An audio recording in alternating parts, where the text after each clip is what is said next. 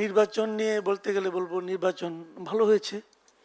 নির্বাচনে যারা ভোট দিয়েছেন তাদের ভোটের ফলাফল মোটামুটি মানে প্রতিফলিত হয়েছে এটা মনে করি, এবং আমার বিবেচনায় ভালোই এই নির্বাচন, মানে অনেক নির্বাচনের চেয়ে মন্দ হয়নি। তবে ভোট কম পড়েছে বলে আমার ধারণা। যে ভোটের যে শতাংশ দেখানো হয়েছে কাস্টিংয়ের, সেটা আমার কাছে সন্দেহযুক্ত মনে হয়, এবং এটা আরও অনেক কম হবে।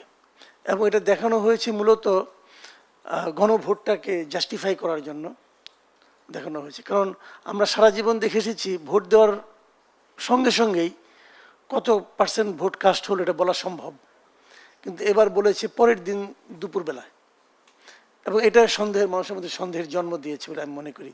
এবং এই সন্দেহ আরও তীব্র হয়েছে যে 7 দিন পরে এসে তারা আবারও ওটা সংশোধন করেছে যে না ওইটা ঠিক না এটা ঠিক। তার মানে তারা মোটামুটি একটা গণিত নিয়ে পড়ছিল আর কি, যে কত পার্সেন্ট দেখালে পরে আমাদের এই রেফারেন্ডামটাকে জাস্টিফাই করা যায়। এটা কোনো প্রয়োজন ছিল না, মানুষ যতটুকু ভোট দিবে ততটুকুই দিবে, ওটা দেখালে সমস্যাটা কী হতো। বাট ইলেকশন কমিশন হয়তো কাউকে খুশি করার জন্য অথবা তারা নিজেরা খুশি হওয়ার জন্য জনগণকে অখুশি করেছে, এটা হলো আমার বিবেচনা। এগুলো ভোট নিয়ে।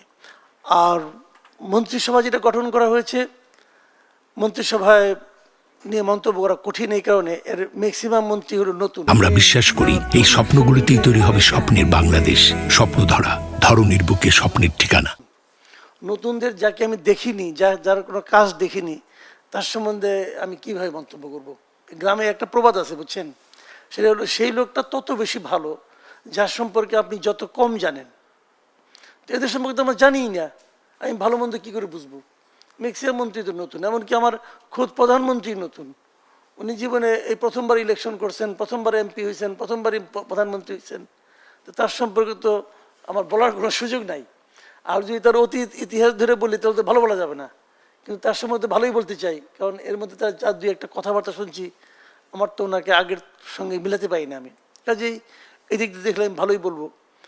কাজে মন্ত্রিসভা নিয়ে বলা যাচ্ছে না, তবে একজন মন্ত্রী, খুব গুরুত্বপূর্ণ একজন মন্ত্রী, এটা ওনারা কেন করেছেন, আমি পররাষ্ট্রমন্ত্রীর কথা বলছি, এই ভদ্রলোককে কেন পররাষ্ট্রমন্ত্রী দেওয়া করা হয়েছে এটা আমার কাছে বিস্ময়কর মনে হয়েছে। বিস্ময়কর এই কারণে, এই ভদ্রলোক যখন অন্তর্বর্তীকালীন সরকারে ছিলেন তখন তার নাম উল্লেখ করে তার পদত্যাগের জন্য বিএনপির শীর্ষস্থানীয় সকল নেতারাই মানে এমন এমন কথা বলেছেন যেন ভাবখানে এরকম তারা চান্স পেলে তাকে তখনই ধাক্কায় ফেলাই দেন।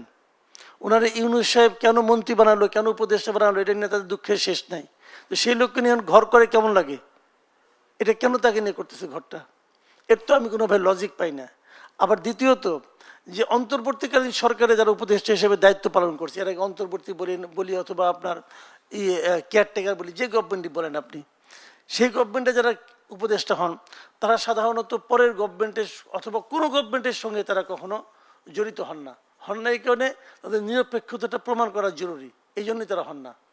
কিন্তু এটা দেখা গেল যে ইমিডিয়েট পরের গভর্নমেন্টের সঙ্গেই সে একটা গুরুত্বপূর্ণ মন্ত্রণালয়ের দায়িত্ব পেল।